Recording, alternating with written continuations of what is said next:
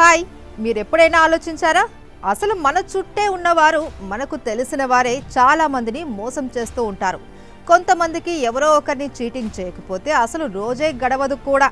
ఇంతకీ వాళ్ళు ఇలా ఎందుకు చేస్తారనే రీజన్ గురించి థింక్ చేశారా? చీట్ చేయడం కరెక్టా రాంగా అన్న దాని గురించి నేను మాట్లాడడం లేదండి. అసలు సైకాలజీ ప్రకారం ఒక వ్యక్తి మోసానికి ఎందుకు పాల్పడుతున్నాడో మీకు అర్థమయ్యేలా చెప్పాలని అనుకుంటున్నా. నిజానికి మనిషి జీవితం బయటికి బాగానే కనిపిస్తుంది, కానీ లోపల మాత్రం ఒక గందరగోళం పరిగెడుతూ ఉంటుంది. మనపై అంచనాలు పెరిగినప్పుడు మనసులో ఒక చిన్న భయం మొలకేస్తుంది. ఆ భయం నెమ్మదిగా పెద్దదవుతూ మనల్ని కంపింపచేస్తుంది. ఇలా భయం పెరిగే కొద్దీ మనల్ని మనమే అనుమానించుకోవడం మొదలవుతుంది. అదే భయంలో నుంచి ఒక నీడ పుడుతుంది. ఆ నీడ పేరే చీటింగ్. బయట ప్రపంచానికి అది తప్పు అనిపిస్తుంది, కానీ లోపల ఉన్న మనసుకు మాత్రం ఒత్తిడి పెరిగిన క్షణంలో అది ఒక సహాయంలా అనిపిస్తుందండి. ఇంతకీ అసలు ఒక వ్యక్తి మనసులో చీట్ చేయాలి అనే భావన ఎలా పుడుతుంది? మనసులో చీట్ చేయాలి అనే ఆలోచన పుట్టడానికి ఒక రకమైన భయం కారణమవుతుంది. ఆ భయం ఎక్కడి నుంచి వస్తుందో తెలుసా?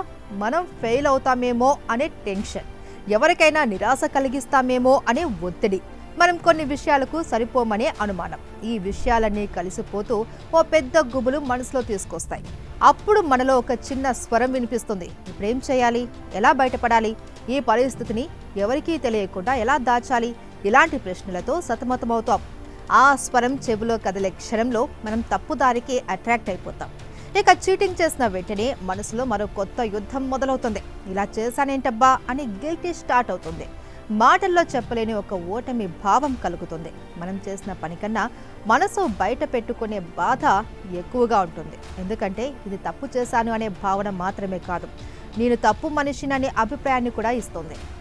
ఈ లూప్లో ఒకసారి చిక్కుకుపోతే బయటికి రావడం అంత ఈజీ కాదు. మనం చేసిన చిన్న తప్పు మన మీద పెద్ద పర్వతంలా పడుతుంది. మనపై మనమే నమ్మకాన్ని కోల్పోతాం. ప్రయత్నించాలి అనే ధైర్యం తగ్గిపోతుంది. మరోసారి ఫెయిల్ అవుతామేమో అనే భయం పెరుగుతుంది. ఈ భయంతోనే మళ్ళీ అదే తప్పుదారి కనిపిస్తుంది. ఇలా చీటింగ్ చేయడం అలవాటుగా మారిపోతుంది. ఇక మరికొందరు ఎందుకు ఇలా మళ్ళీ మళ్ళీ చేస్తారంటే కారణం చాలా సింపుల్. వాళ్లకు ఎవరు తమను అర్థం చేసుకుంటారు అని అనిపించదు. ప్రయత్నించి ఓడిపోతే అవమానం వస్తుందని అనిపిస్తుంది. అందుకే నిజం కన్నా ఒక ముసుగు వేసుకోవడం ఈజీ అనిపిస్తుంది. కానీ ఆ ముసుగు వెనుక నిజం సైలెంట్గా ఏడుస్తూనే ఉంటుంది. ఇక మనిషి చీటింగ్ చేస్తాడు అని అంటే అతను చెడ్డవాడని కాదు, అతను బలహీనతతో జీవిస్తున్నాడు అని అర్థం. అతను తప్పు కాదు, అతను అనుభవిస్తున్న పరిస్థితి తప్పు. నిజానికి మనిషి ఈ చీట్ లూప్లో పడిపోయిన తర్వాత అతని లోపల జరిగేది బయటకి ఎవరికీ కనిపించదు. అందరికీ బాగానే నవ్వుతూ కనిపిస్తాడు, కానీ తన మనసులో మాత్రం ఒక పెద్ద తుఫాను ఆగకుండా గిరగిరా తిరుగుతూనే ఉంటుంది. ఆ తుఫాను పేరు అవమానం. ఇక ఏదో ఒక అంధకారపు బరువు ఛాతీపై కూర్చున్నట్టుగా ఉంటుంది. మనం చేసిన తప్పు కంటే మనపై మనమే వేసుకునే మాటలు ఇంకా కఠినంగా ఉంటాయి. ఇంకా విచిత్రం ఏంటంటే సిగ్గు అనే భావం నిజానికి మనిషిని మార్చాలి, మనిషిని బలంగా చేయాలి. కానీ చాలాసార్లు అది మనల్ని మరింత బలహీనుల్ని చేస్తుంది. ఎందుకంటే ఇది మన పనిని తప్పు అని చెప్పదు, నువ్వే తప్పు అని చెబుతుంది. నువ్వు సరిపోని వాడివి అని చెబుతుంది. నీలో శక్తి లేదు అని చెబుతుంది. మనసు ఈ మాటలు వింటూనే ఉంటే అది బయటకు రావడానికి భయపడుతుంది, ప్రయత్నించడానికి ఇంకా భయపడుతుంది. అప్పుడు మళ్ళీ అదే దారి కనిపిస్తుంది, అదే చీటింగ్. ఇటు చీటింగ్ వల్ల వచ్చే నష్టం బయటికి మాత్రమే కాదు, లోపల మనిషిని కూడా బలంగా దెబ్బతీస్తుంది. మన మీద నమ్మకం పెట్టుకోవడం ఆగిపోతుంది. నేర్చుకోవాలి అనే ఉత్సాహం తగ్గిపోతుంది. ఇలా ఒక్కొక్కటిగా మన లోపల ఉన్న నిజమైన శక్తి కరిగిపోతూ ఉంటుంది. అయితే ఈ లూప్ నుంచి మనిషిని బయటికి తీయగల శక్తి కూడా మనిషికే ఉంటుంది. ఒక చిన్న ఆలోచన, ఒక చిన్న నిర్ణయం, ఒక చిన్న ధైర్యం ఉంటే చాలు ఆ లూప్లో నుంచి బయటకు వచ్చే మొదటి అడుగు వేయొచ్చు. మనం లోపల నడిపే మాటలను మార్చుకుంటే మన ప్రయాణం మొత్తం మారిపోతుంది. ఫెయిల్ అవ్వడం అనేది చెడు కాదు, అది మనల్ని మరింత బలంగా చేసే అవకాశమే. ఈ భావన ఒక్కసారి మనసులో పుడితే చాలు, మనసు కొత్త దారిని చూపుతుంది. చీటింగ్ అనే నీడ మనిషిని ఎంత లోతుగా లాగేసినా ఒక నిజం మాత్రం ఎప్పటికీ మారదు. మనసు ఎంత చీకటిలో ఉన్నా ఒక చిన్న వెలుగు ఎక్కడో ఒక మూలలో ఉండిపోతుంది. ఇలా లూప్ నుంచి బయటపడే ప్రయాణం ఒక్కసారిగా మొదలు కాదు, అది నెమ్మదిగా మొదలవుతుంది. మొదట మన మనసులో ఒక చిన్న సందేహం పుడుతుంది.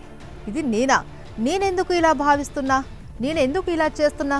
ఈ ప్రశ్నలు మొదట మనల్ని బాధ పెడతాయి, కానీ అసలు అవే రేపటి రోజున మంచి వైపు తలుపు తెరవడానికి కారణమవుతాయి. ఇక మరో విషయాన్ని కూడా గుర్తుపెట్టుకోవాలి, మనిషి ఫెయిల్ అవ్వడం తప్పు కాదు, ప్రయత్నించకుండా ఉండటం మాత్రమే తప్పు. ఈ నిజం ఒకసారి మనసులోకి దిగితే చీటింగ్ లూప్ బలహీనమవుతుంది, భయం కొంచెం తగ్గుతుంది, మనలోని నిజం మెల్లగా పైకి వస్తుంది. మన విలువ మన రిజల్ట్స్తో రాదు, మన గ్రేడ్స్తో రాదు, మన పేరుతోనూ రాదు, ప్రయత్నం చేయాలి అన్న మనసుతోనే వస్తుంది. ఈ భావన లోపల బలంగా నిలబడితే మనం బయటపడే అడుగులు స్పష్టంగా కనిపిస్తాయి. మనకు తప్పులు వచ్చినప్పుడు వాటిని తప్పులా కాకుండా పాఠాల్లా చూసినప్పుడు మన ప్రయాణం మారుతుంది, మన దారి మారుతుంది. అందుకే ఫెయిల్ అయినా పర్వాలేదండి, కింద పడిపోయినా ఏమీ కాదు, మళ్ళీ లేచి నిలబడగలిగితే చాలు. మనం ఒక్కసారి లేచి ముందుకు అడుగు వేసిన తర్వాత చీటింగ్ అనే నీడ మన వెనకాల పరుగు తీయలేదు. ఇది సాధ్యమయ్యే ప్రయాణం, ఇది చేయగలిగే మార్పు, ఇది మనలో నుంచే మొదలయ్యే విప్లవం. ఈ విప్లవమే మనల్ని చీటింగ్ లూప్ నుంచి బయటపడేయగలదు. మరి ఈ ఎపిసోడ్పై మీరేమంటారు? మీ అభిప్రాయాన్ని కామెంట్ చేయండి.